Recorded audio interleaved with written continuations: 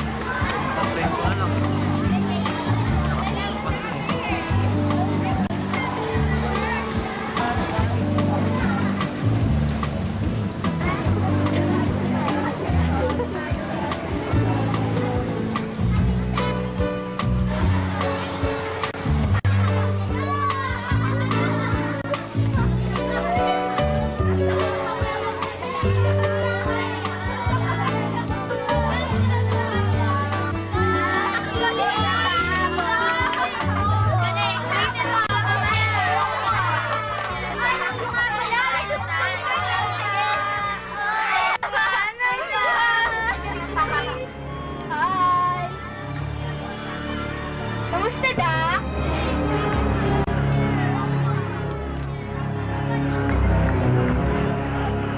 Hi, Dax! Bye-bye, Dax! Bye-bye!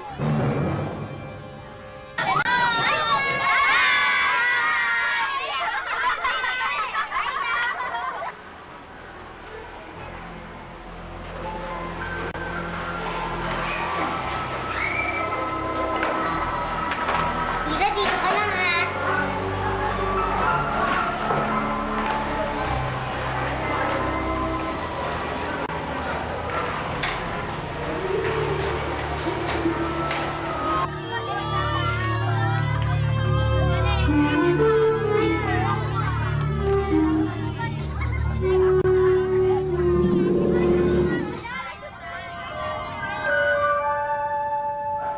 Ang sakit ng kapit ni Tina kanina. Ayun siya. Sa unang na linya. Napakaliit kasi. Pero sa totoo lang, ayaw niya nakatayo dyan. Napapansin kasi siya ng mga tao. Ayaw yan ni Tina. Halos mapaiyak na nga siya kanina eh. Nung tinukso siya ni Grace, nung tinawag siyang Dax, ang ibig sabihin nun, pandak. Ako lang ang tanging kaibigan ni Tina. Ako si Lyra. Sa akin niya lahat sinasabi ang nararamdaman niya. Oops! Ang dali lang ah. Balik muna ako ron. Baka makita pa ako rito eh.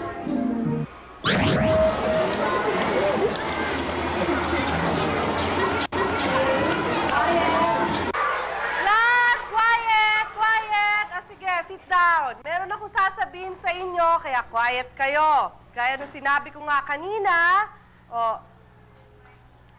bakit kayo late? Lalagyan ko kayo ng record na late dito.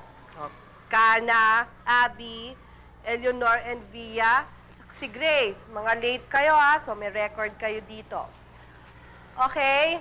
Gaya nga nung sinasabi ko, itong ating second quarter na PE, maglalaro tayo! Magba-basketball! Okay. Quiet! Quiet! Okay, quiet. Hatiin ko kayo sa 4 teams. Ito ang mga teams nyo. Kana, Abby, Eleanor, and Via, Grace. Okay, kayo ang team 1. Team number 2, Tina Lorenzana!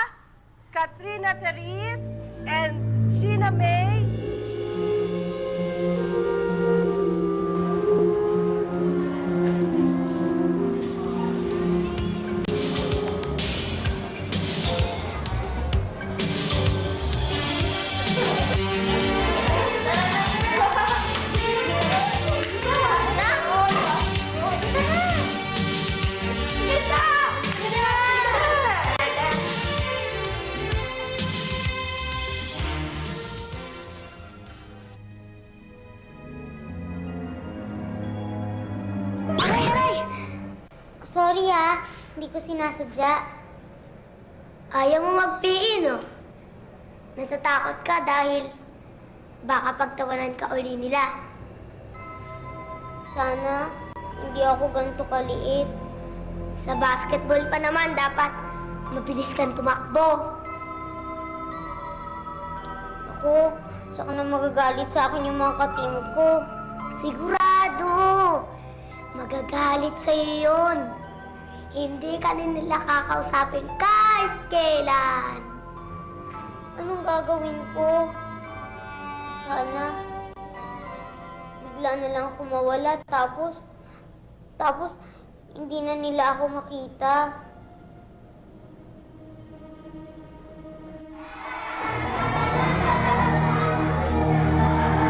Parang awa niyo na, huwag niyo na akong tuksuin. Wala naman akong ginagawang masama sa inyo, di ba? Parang awa niyo na naman, huwag niyo na. Tina, sinong kausap mo? Wala po. Halika na. Kanina pa sila nagsimula doon. Halika na.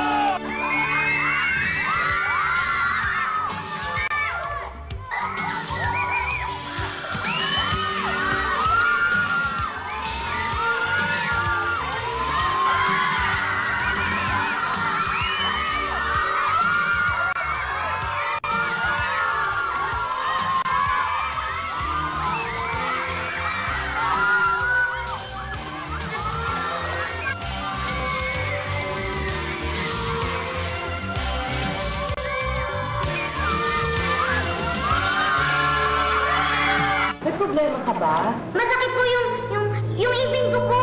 Kasi po kabababunot ko lang po kanina masakit po yung ipin ko. Tsaka po masakit din po yung puwit ko ho.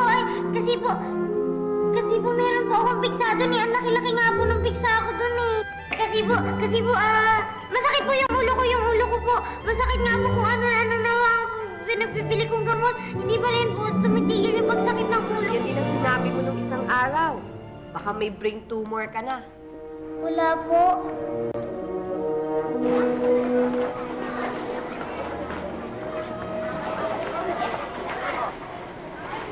Tina, sandali lang! Tina! Tina, nagmamadali ka ba? Gusto sana kitang makausap. May problema ka ba? Wala naman po. Tina, hindi kita maipapasa kung hindi ka maglalaro. Alam mo yan, di ba? Opo. Uuwi na po ako.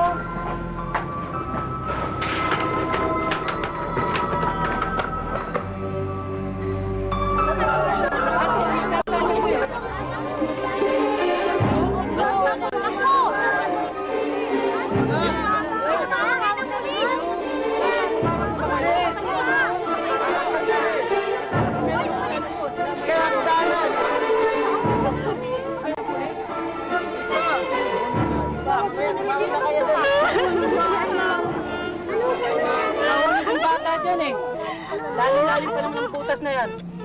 Kanina pa umiyak yan eh. Kawawa naman siya. Natakot na siguro siya. Eh, ang kaso, ang kitit-kitit ng butas na yan. Hindi ko alam pa paano makukuha yan. Eh, wala ka magkakasa dyan. Bata pa, mamahulog ka. Sandali, baka magkasya. Kasya siya dyan.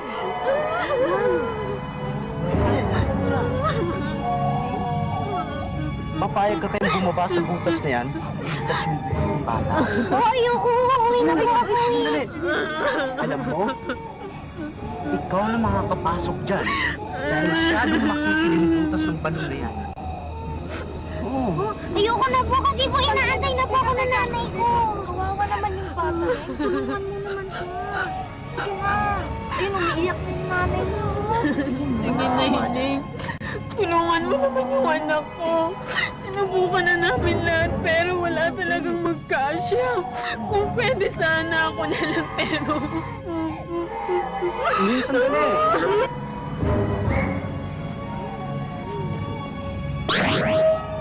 Naawa ka sa kanila, no? Gusto mo silang tulungan, no? Masyado ka maliit. Basketball nga, hindi mo kaya eh. Yan pa kaya? Kaya nga akong gusto nilang pumasok dyan sa makitid na butas kasi maliit ako at saka kasya ako. Di bahala ka. Sige, maiwan ka na dyan.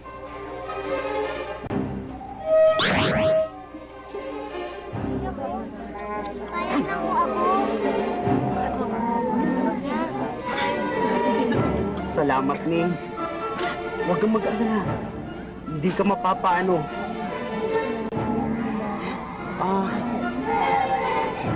Ano ba gagawin natin kung Father David? Oo, meron sa bahay, di ba? Pare, kumuha ka nga sa bahay ng David para gamitin natin. Kumuha ka, please! Lang para makuha ka ng bata.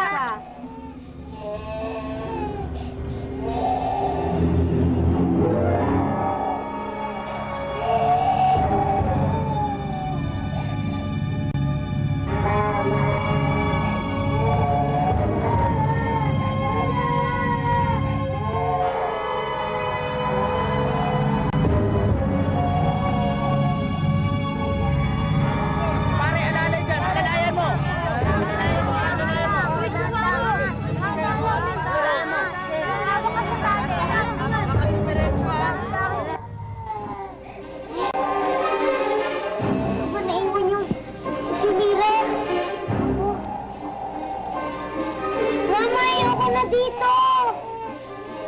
Mamaya kulat niyo na ako dyan. Sabi ko na nga sa inyo, hinahanap na ako nanay ko eh. Ano na pala nangyayari dyan sa mga Gusto na umiyak na, Ana. Sige na naman oh.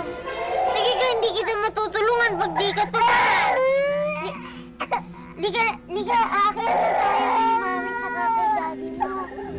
Yan. Naiyak. Andiyan na. Umiyak ka na. Nasa mama si papa mo.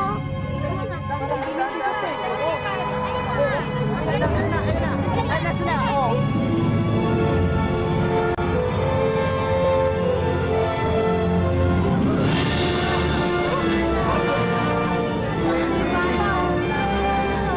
Maraming salamat na nagligtas sa anak ko. Galing mo talaga. Ano nga pala pangalan mo? Ina po. Tina. Sige ba? Ano pa kadali? Tina, salamat ha. Tina. Wala ka ba nakalimutan? Ay, oo, salamat po Ay, wala naman. Wala ka naman. Salamat din ha sa ginawa mo ha. Wala ka naman din Ang po. bait mo talaga. Okay, bye-bye.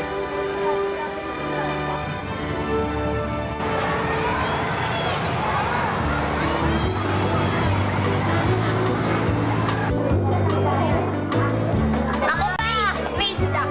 Duck! Duck!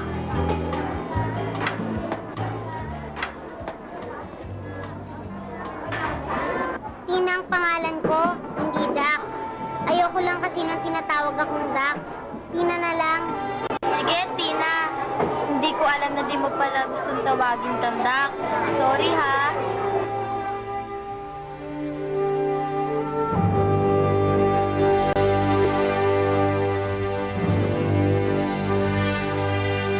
Alam mo, Lira, hindi naman pala talaga ako pinagtatawanan nila Grace eh. Akala ko lang yun. Ewan. Basta ang alam ko, pinagtatawanan ka nila nung nalaman nilang taga-tinto ka. Tsaka nung una ka nagpunta sa basketball court, ay naku, tawan-tawa sila kung nakita mo lang. Nasa isip ko lang siguro yun. Eh bakit nung nakaligtas ako ng bata, hindi naman ako pinagtatawanan ng mga tao dun ah. Saka ako lang yata nakaligtas dun sa bata. Eh paano yung yung... Ay naku, alam mo, nung nandun ako sa butas, takot na takot ako. Ang dilim-dilim dun. Saka, alam mo, ang lalim-lalim ng balon. Tapos, tuwang-tuwa yung nanay niya nung nakaakyat na kami. Doon ko nalaman, may magagawa pala ako kahit maliit lang ako. Kira, maglalaro ako ng basketball ngayon. Ha? Eh, di ba masyado ka maliit? Kira, maliit nga ako. Pero meron din naman akong kayang gawin. Yun yung magligtas ng bata, kaya ko eh. Yun pang basketball, di ba? Sige. Kayanin mo ah.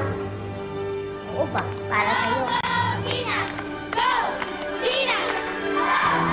Tina! Go! Tina! Go! Tina! Go! Go! Tina! Go! Tina! Go! Tina! Go! Tina!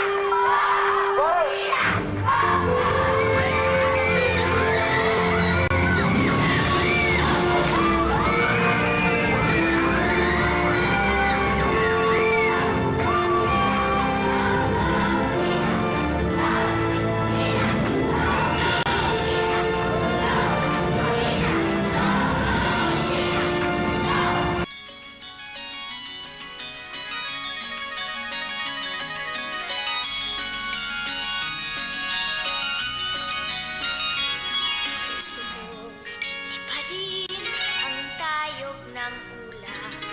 Gusto kong sisirin ang ilalim ng dagat.